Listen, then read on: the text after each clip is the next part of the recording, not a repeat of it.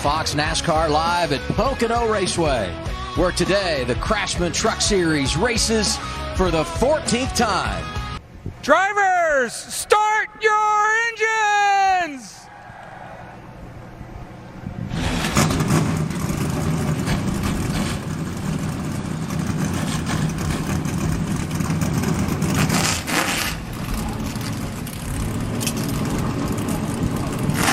What has been the winning formula for him 2 out of the last 3 years. It's a couple of rookies on the front row. Sanchez and Garcia.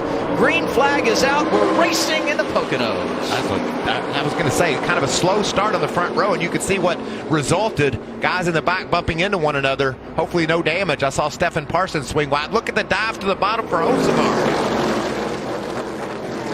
42. Wasting no time as they funnel down into turn 1. Saw a lot of grip in that second lane earlier today in the Arkham Nard series, so Nick Sanchez doing a nice job trying to break the draft and get away from these. Look how they're lined up on that outside line. Garcia trying to get back to second. That's a inside of Hocevar tunnel turn. That's a tough pass to make down on the bottom of the tunnel. It's so fast there. Talked to a couple of drivers yesterday, and they said the draft here changes everything. You can't really see where you're going and find your lift points because you're so tucked up behind the truck in front of you. Not only does it speed you up down the straightaway, it hurts visibility. And that tunnel turn is rough, too. That thing gets bumpier every year. Watch this 3-wide move. Bam, there it is. The old 2-for-1. Zane Smith in the 38. Got a little draft. Those trucks running side by side. Can he get second into turn 1? Yes, he can. Perfect scenario for Zane Smith, though, when those trucks were side by side, punching such a huge hole in the air, and he took advantage of it. Because you look at those drivers. Oh, and there's a hard hit. Tanner Gray. First caution of the day. Comes out a couple of laps in. Tanner was running in the 15th spot. He was really good in practice yesterday. Actually had the second quickest truck in practice. Going to get loose down there, and that's exactly. Oh, nice job by Ankrum hanging on, but he's going to have a little damage.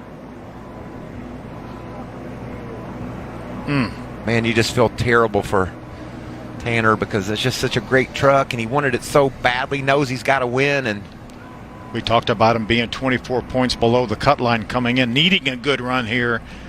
It's almost going to be a must-win for him now next week at Richmond. When you look at all those drivers, you don't know what their fate will be today, but you look at the number of drivers between him in a playoff spot and how tight things are. Seems pretty obvious now he's going to have to win at Richmond. I'll be pulling for him. That was a tough interview to watch because you know how passionate these guys are about their chances. Final lap of the stage. Zane Smith out in front of Matt DiBenedetto. Big for Matty D, trying to get some of those stage points. Same for Nick Sanchez. Started on the pole. He is third, but he too will collect a bunch of stage points here. So is Stuart Friesen racing hard for that stage point. Taylor Graven thought he might try to cross him over there. And there, Christian Eckes, remember, started all the way at the back of the field. Christian up to the 11th spot.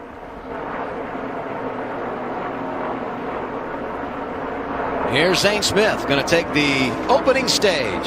Third stage victory of the season. Good points from Nick Sanchez and Matt DiBenedetto. Guys that really need some good points. See that little bit of sparking flying there. That's the low air pressure on the tires. When you change your tires, trucks lower down a bit. That'll come up. If they finish like this, Friesen, Sanchez, DiBenedetto all get great stage points here that they desperately need.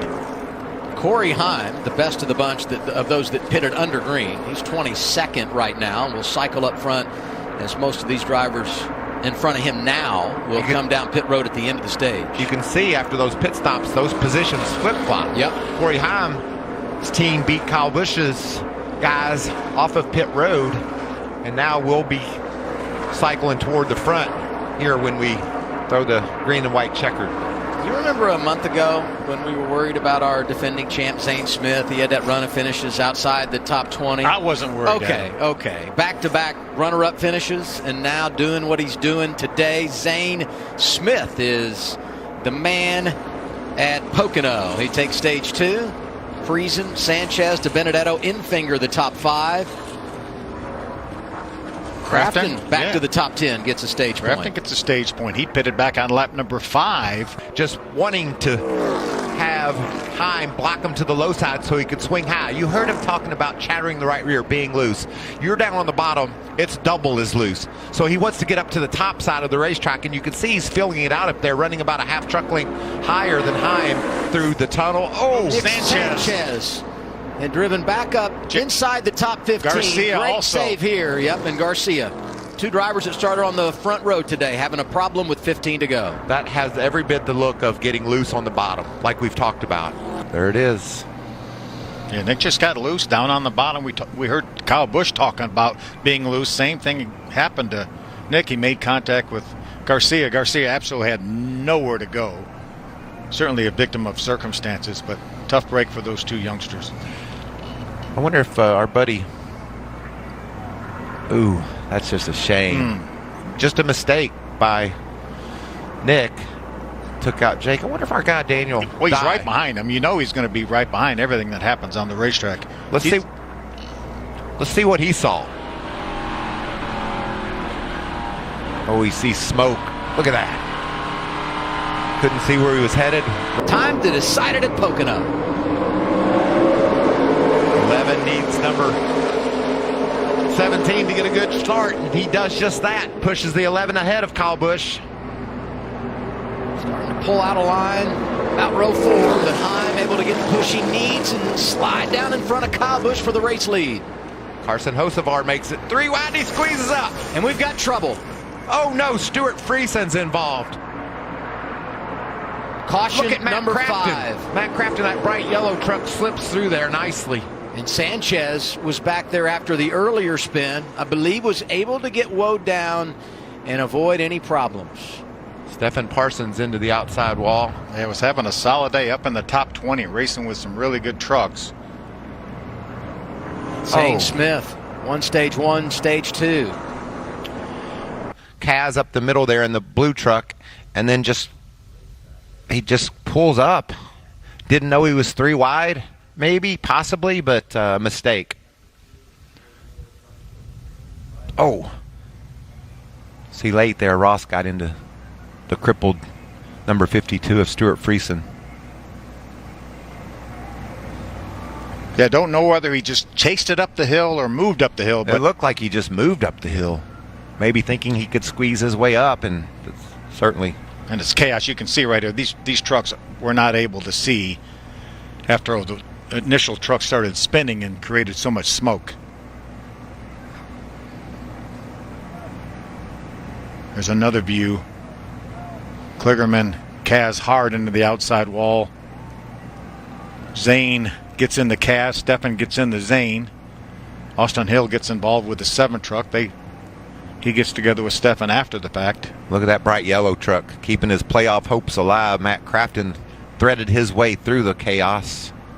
1 lap to go at Pocono. Next flag ends the race. Corey Heim in front of Kyle Busch and the rookie Taylor Gray. Taylor Gray's coming.